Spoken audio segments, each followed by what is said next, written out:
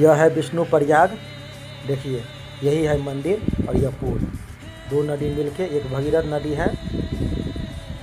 देखिए विष्णु प्रयाग जोशीमठ के जस्ट नीचे, यहाँ से बद्रीनाथ 20-25 किलोमीटर का दूरी बद्रीनाथ हाईवे में अवस्थित है। देखिए विष्णु प्रयाग मंदिर,